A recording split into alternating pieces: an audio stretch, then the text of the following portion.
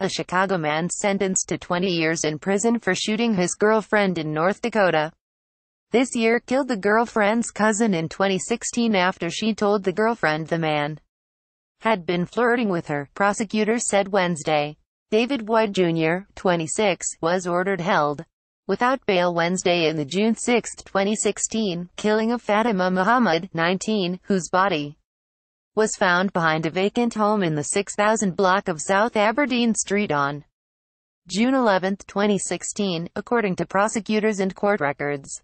White was arrested March 19 in the shooting of his girlfriend, Muhammad's cousin and the mother of White's child, in West Fargo, ND, according to prosecutors and police. He has since pleaded guilty to attempted murder in the West Fargo shooting and been sentenced to 20 years in prison, according to prosecutors and court records.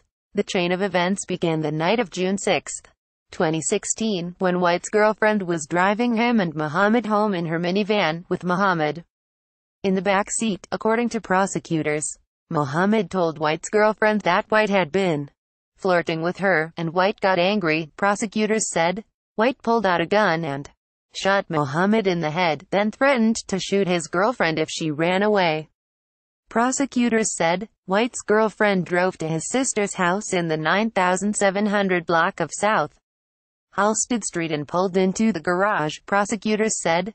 White went and got plastic bags, a laundry bag and gloves, then put a plastic bag over Muhammad's head and put her body in the laundry bag. White put plastic bags on the floor of a closet in the house, brought Muhammad's body inside, and hid the body in the closet. Prosecutors said, he then cut out part of the minivan's floor mat because it was covered in blood. White and his girlfriend went back to his sister's home with the minivan June 10, and after White covered the floor of the minivan with plastic bags, he took Muhammad's body from inside the house and put it in the van, prosecutors said. They drove to near 60th Street and Aberdeen Avenue and put Muhammad's body behind a vacant house. To cover up what he'd done, White threatened to kill his girlfriend. Prosecutors said, White's girlfriend went to Duluth, Minnesota, to stay with a sister of hers and escape. White, prosecutors said. At some point, she told her sister what had happened and went to the Duluth police and told them about the killing. On June 11, Chicago police, acting on information from the Duluth police, found Muhammad's body wrapped in a blanket and hidden in a bag behind the vacant building in the 6000 block of South Aberdeen, prosecutors said. Muhammad was officially pronounced dead at the scene at 6:53 p.m. according to the medical examiner's office. Following an autopsy, the medical examiner's office determined Muhammad died of a gunshot to the head, according to a spokesman for the office.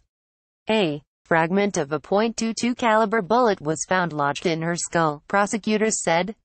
Sometime that same day, White was drinking at Muhammad's house, according to the medical examiner. She lived in the 9300 block of South Ada Street, and passed out, prosecutors said.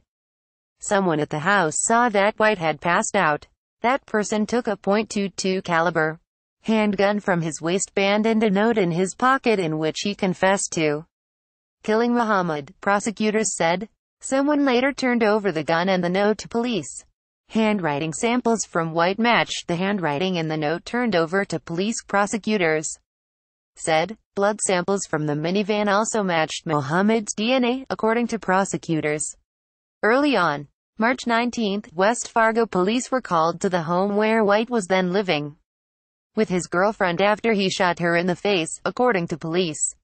White has since pled guilty to attempted murder in the shooting and been sentenced to 20 years in prison, according to prosecutors and North Dakota court records.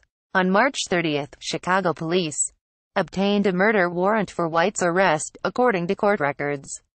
White, of the 6700 block of South Chapel Avenue, was sentenced in North Dakota. He was recently extradited to Chicago to face the murder charge, according to prosecutors.